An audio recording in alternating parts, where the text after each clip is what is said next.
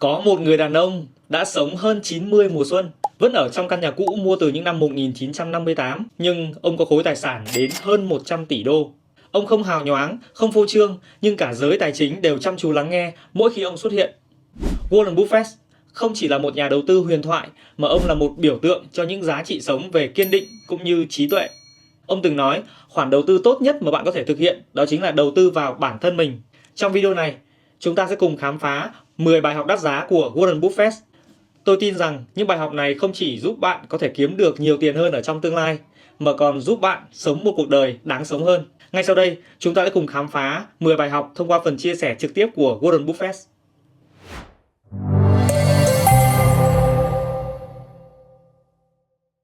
Your passion. I was very, very lucky to find it, when I was 7 or 8 years old, and fortunately, my children have found their passion. One son loves farming like nothing else. One son loves music like everything else, and all three of them love philanthropy and what they get to do. You're lucky in life when you find it, and you can't guarantee you're going to find it in your first job out. But I always tell the college students that come out, I say, take the job that you would take if you were independently wealthy. You're going to do well at it. Whether you make X or 120% of X, it really isn't remotely as important as to whether, in most cases, you marry the right person and you also find something that you would do if you didn't need the money. In hiring people, look for integrity, intelligence, and energy. And he said if the person didn't have the first two, that the latter two would kill them. Because if they don't have integrity, you want them dumb and lazy. You don't want them smart and energetic. As long as I felt I knew the facts. There's a whole bunch of things I don't know a thing about. I just stay away from those. So I stay within what I call my circle of competence. Tom Watson said it best. He said, I'm no genius, but I'm smart in spots, and I stay around those spots. Well, I try and stay around those spots, and I just don't have a problem if somebody says, you're wrong on something. I go back and look at the facts, and I think that really is much more important, frankly, than having a few points of IQ or having an extra course or two in school or anything of the sort. You need emotional stability.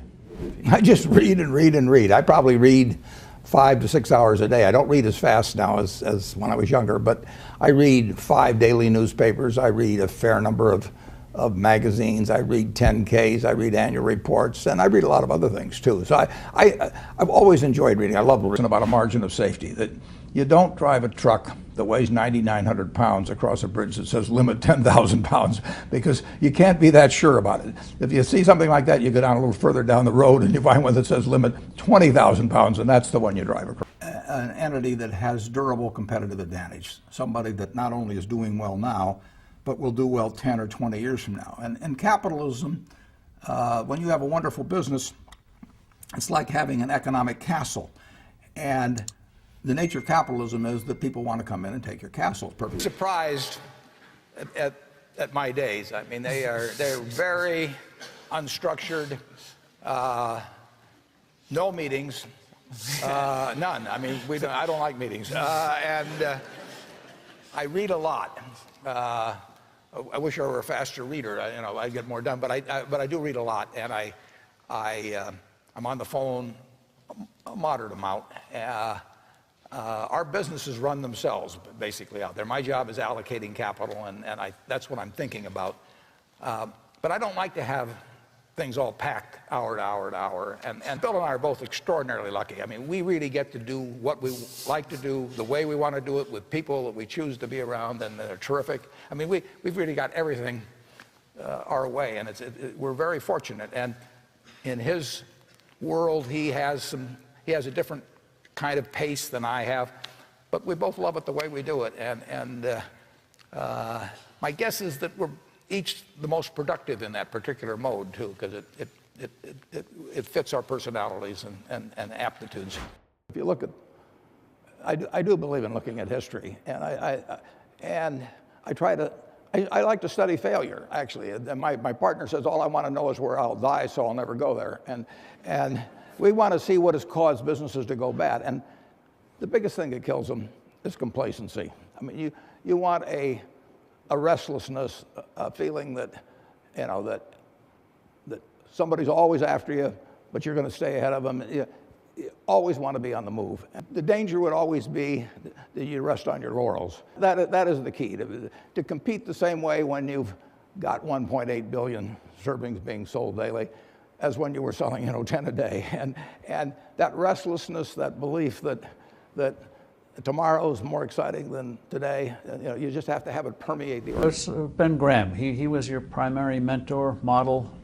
He was a wonderful man, and he was my professor at Columbia. I read his book when I was 19 at the University of Nebraska, and I'd started investing when I was 11, and I started reading about it when I was like 7. So I'd gone through I read every book in the Omaha Public Library that there was on, by the time I was 12, on investing and stock market.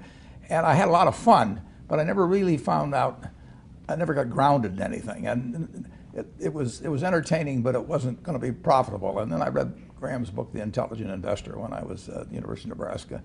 And that just opened the whole thing up to me. Yeah, and I named my oldest son is named Howard after my dad, Graham Buffett, and he was a marvelous man. Never expected anything from me in return. Ben Graham, in his low teens, looked around and he looked at the people he admired, and he said, I want to be admired, so why don't I just behave like them? And he found there was nothing impossible about behaving like them. And similarly, he did the same thing on the reverse side in terms of getting rid of those qualities. A lot of fabulous advice, but what's the best advice that you've ever received? Well, I received it in a variety of forms, particularly from my father when I was very young. But I mean, he basically, I think, taught me how to live. Not that I did it perfectly or anything like that, but I mean, he was giving me lessons, but he wasn't doing it by preaching to me. He was doing it by example. But basically, well, the biggest lesson, in a sense, I got is the power of unconditional love. I mean, I think there is no power on earth like unconditional love. And I think that if you offer that to your child, I mean, you're 90% of the way home. And there may be days when you don't feel like it. It's not uncritical love. That's a different animal. But to know you always can come back, I mean, that is huge in life. That takes you a long, long way. And I would say that every parent out there that can extend that to their child at a very young age, it's going to make for a better human being. And you felt like you got that kind of unconditional love from your dad. I absolutely did. Cảm ơn bạn đã xem hết video. Trong 10 bài học thì đâu là bài học mà bạn thấy tâm đắc nhất? Hãy bình luận xuống phía dưới để cho Ngọc biết nhé. Nếu đây là lần đầu tiên bạn đến với kênh của Đàm Thế Ngọc thì hãy dành tặng Ngọc một like, một subscribe cũng như ấn chuông để không bỏ lỡ những video hữu ích tiếp theo. Đàm Thế Ngọc xin cảm ơn và hẹn gặp lại bạn.